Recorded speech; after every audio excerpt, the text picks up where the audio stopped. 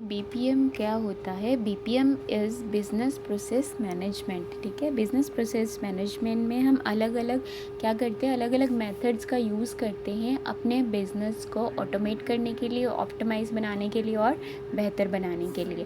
ठीक है, तो हमने ये भी पढ़ा था कि आईटीबीएम इंडस्ट्री क्या होती है, आईटीबीपीएम इंडस्ट्री क्या होती है।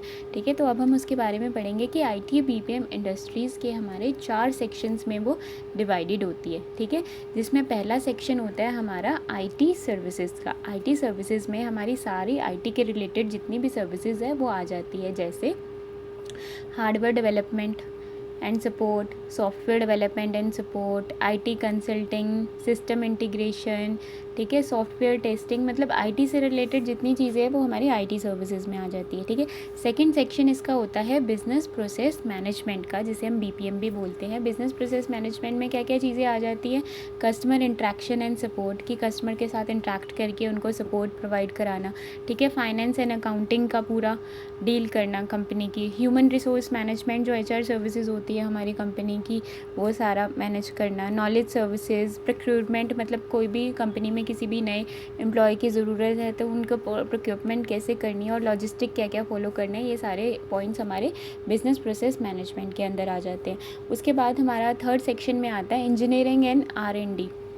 इसमें हमारी एम्बेडेड सर्विसेज और इंजीनियरिंग के रिलेटेड जितनी भी सर्विसेज है वो सारी आ जाती है। जैसे अब कोई, ठीक है, एम्बेडेड सर्विसेज क्या होती है? एम्बेडेड सर्विसेज होती है जैसे हम किसी से भी सर्विस ले रहे हैं, ठीक है, उसके अंदर जो हमें वो फ्री सर्विसेज प्रोवाइड कर रहे हैं, ठीक है, वो हमारी एम्बेडेड सर्विसेज में आती है। जैसे आप कुछ भी परचेज़ कर रहे हो, ठीक है, आपने एसी परचेज़ किया है तो एसी के अंदर ही आपकी मेंटेनेंस वगैरह सर्विसिंग मिलती है ना 1 साल के लिए, तो वो एम्बेडेड सर्विसेज होती है। और इंजीनियरिंग सर्विसेज कौन सी होती है? जो इन एम्बेडेड सर्विसेज को डिज़ाइन करता है, डेवलप करता है, डिज़ाइन करता है, वो सारी हमारी इंजीनियरिंग सर्विसेज के अंदर आती है।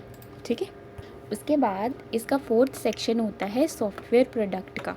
ठीक है, सॉफ्टवेयर प्रोडक्ट अब 2 तरीके के हो सकते हैं, ऑफशोर प्रोडक्ट डेवलपमेंट भी हो सकती है। ऑफशोर प्रोडक्ट डेवलपमेंट में क्या होता है कि हम अपनी सॉफ्टवेयर की डेवलपमेंट का काम किसी और कंपनी को देते हैं जो आउटसाइड इंडिया होती है। ठीक है, और ऑनशोर प्रोडक्ट डेवलपमेंट में क्या होता है, हमारे product with in same country में ही बन रहे हैं, जैसे इंडिया में ही हमें और इंडिया में ही हमारी डेवलपमेंट सारी हो रही है, तो उसे ऑनशोर प्रोडक्ट डेवलपमेंट बोलते हैं। तो ये हमने 4 सेक्शन अभी किए हैं आईटी बीपीएम इंडस्ट्री के। उसके बाद नेक्स्ट हमारा पार्ट आ रहा है की ट्रेंड्स इन द बीपीएम सब सेक्टर। मतलब बीपीएम जो सब सेक्टर है हमारा बिज़नेस प्रोसेस मैनेजमेंट, उसमें कौन कौन से ट्रेंड्स हैं आजकल लोग जिसको यूज़ करके अपने बिज़नेस को बहुत ही मतलब आउटस्टैंडिंग बना रहे हैं। ठीक है, जिसमें से पहला स्टेप होता है वर्टिकुलाइजेशन। वर्टिकुलाइजेशन क्या होता है कि डेवलपिंग इंडस्ट्री स्पेसिफिक सोल्यूशन। हम उसी तरह के प्रोडक्ट्स या उसी तरह के सॉल्यूशंस डेवलप करते हैं जिनकी आजकल इंडस्ट्री में डिमांड है, क्योंकि उससे ही हमें ज़्यादा फ़ायदा होगा, बजाय इसके कि हम दूसरे प्रोडक्ट्स डेवलप करें जिसकी डिमांड ही नहीं है यहाँ पे। ठीक है, तो वर्टिकुलाइजेशन का हम ऐड करके ट्रेंड अपने बिज़नेस प्रोसेस मैनेजमेंट में अपने बिज़नेस को और भी अच्छा बेहतर बना सकते हैं। उसके बाद नेक्स्ट स्टेप होता है हमारा, ट्रेंड होता है हमारा एमर्जेंस ऑफ बिग डाटा। जो एमर्जेंस ऑफ बिग डाटा का ट्रेंड है, इसमें हम क्या करते हैं, अपने क्लाइंट के साथ लॉन्ग टर्म रिलेशनशिप इस्टेब्लिश करते हैं और इनका बहुत ही स्ट्रॉन्ग डेटाबेस बना लेते हैं। ठीक है, ताकि जो हमारे क्लाइंट्स हैं वो किसी भी तरीके से हमसे जुड़े रहें और हमारी कंपनी को ज़्यादा से ज़्यादा प्रॉफिट होता रहे। मतलब उनको हम अच्छी सर्विसेज इतनी प्रोवाइड करते हैं ताकि वो हमारे साथ लॉन्ग टर्म के लिए बने रहे, और उनका सारा डाटा मैनेजमेंट भी करके रखते हैं फॉर फ्यूचर यूज़। तीसरा हमारा ट्रेंड होता है continued local advantage. Continued local advantage का क्या मतलब होता है कि हम अपनी इंडस्ट्री को, अपने बिज़नेस को उस सिटी में मेंटेन करते हैं, लगाते हैं, सेटअप करते हैं जहाँ पे हमें कॉस्ट एडवांटेज मिलता है। ठीक है, जैसे इंडिया एक आप सबको पता है कि इंडिया एक बहुत बड़ा आईटी, ग्लोबल आईटी हब है। ठीक है, जहाँ पे मतलब आईटी से रिलेटेड कंपनीज़ को बहुत फ़ायदा होता है। जैसे आप देखेंगे कि डेल की, आईबीएम की, विप्रो की, जितनी भी आईटीज़ की कंपनी है वो ज़्यादातर हमारे इंडिया से ही वर्क करती है। इवन हमारी इंडिया की जो आईटी कंपनीज़ है वो यूएस में भी अपना सपोर्ट प्रोवाइड करती है आईटी रिलेटेड। जैसे आप देखेंगे बैंगलोर, नोएडा, दिल्ली, हमारा चंडीगढ़ का आईटी पार्क, ये सब लोग आईटी कंपनी से भरे पड़े, क्योंकि इंडिया एक बहुत बड़ा हब है, ग्लोबल आईटी हब है, ठीक है, जहाँ पे हमें फाइनेंशियली भी ठीक तरह से कोई दिक्कत नहीं आती, स्किल्स भी मिल जाते हैं, पढ़े लिखे लोग मिलते हैं एक से एक जो आईटी में हम एम्प्लॉय कर सकते हैं, और बिज़नेस इन्वायरमेंट भी मिल जाता है उसी तरह का, ठीक है। तो इससे हमारी कंपनी की ग्रोथ बहुत सारी अच्छी होती है। जैसे बहुत सारी ऐसी कंपनीज़ है जिसने फ़ॉरेन की बजाय हमारे इंडिया में अपनी आईटीज़ कंपनीज़ खोली हुई, क्योंकि यहाँ पे कॉस्ट इफ़ेक्टिव भी है, उनको वर्क फोर्स भी मिल जाती है, पढ़ी लिखी स्किल फोर्स। तो इन सब चीज़ों का हमें फ़ायदा मिलता है कि हम अपनी बिज़नेस को कहाँ पे सेटअप कर रहे हैं, जहाँ पे हमें कॉस्ट से भी फ़ायदा हो और हर चीज़ से डेवलपमेंट हो बिज़नेस की। उसके बाद फोर्थ हमारा ट्रेंड होता है emergence of knowledge service specialization. Emergence of knowledge service specialization में क्या होता है कि हम अपने बिज़नेस के लिए उस तरह की नॉलेज स्पेसिफिकेशन डिसाइड करते हैं जो हमारी बिज़नेस को फ़ायदा दे सकती है, ठीक है। अब जैसे मेरी एक अमेरिका में कंपनी है, ठीक है, मेरी अमेरिका में सॉफ्टवेयर कंपनी है, लेकिन मेरे को वहाँ पे इस तरह की वर्कफोर्स नहीं मिल रही है जो मेरी सॉफ्टवेयर और आईटी का काम संभाल सके। तो मैं क्या करती हूँ, अपने इंडिया से उन बंदों को हायर करती हूँ अपनी कंपनी के लिए जो मेरी कंपनी को संभाल सके, चाहे वो अमेरिका में बैठ के काम करे, चाहे वो इंडिया में काम करे, लेकिन मेरा काम होता रहेगा।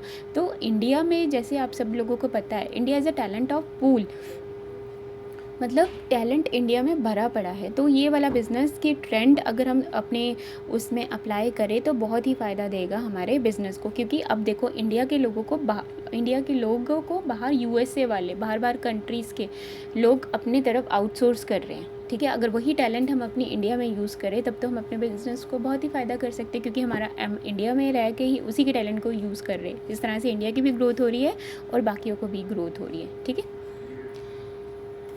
फिफ्थ हमारा ट्रेंड होता है increasing use of social media and internet for customer relationship management, ठीक है। अब पहले के ज़माने में क्या होता था, जब हमारे पास इंटरनेट की फैसिलिटी नहीं होती थी, कस्टमर को हम फेस टू फेस डील करते थे, लेकिन जब से हमारा इंटरनेट आया है, ठीक है, और वेरियस सोशल मीडिया प्लेटफॉर्म्स आए हैं, तो ये हमारे कस्टमर्स के साथ बहुत अच्छी रिलेशनशिप मेंटेन करने में हमारी हेल्प करता है, और लॉन्ग टर्म और फ्रूटफुल रिलेशनशिप, ठीक है। अब जैसे हम अपने कस्टमर को ईमेल के थ्रू, वेबसाइट्स के through, social media, Facebook, Instagram के थ्रू हम उनसे जुड़े रह सकते हैं, ठीक है। आपने सपोज़ एक एग्जांपल देती हूँ, कोई भी बिज़नेस शुरू करा है, ठीक है, आपने अपने फेसबुक की वॉल पे उसे अपलोड कर दिया कि ये वाला मैंने नया बिज़नेस शुरू किया। अब फेसबुक की वॉल को तो 1000 लोग देखेंगे जो आपने अपने जोड़े हुए हैं फेसबुक के साथ। तो इस तरह से आपकी बिज़नेस की प्रमोशन भी होती रहेगी और आप अपने कस्टमर को लॉन्ग टाइम के लिए अपने साथ जोड़ के भी रख सकते हो। तो ये वाले कुछ ट्रेंड्स थे जो बीपीएम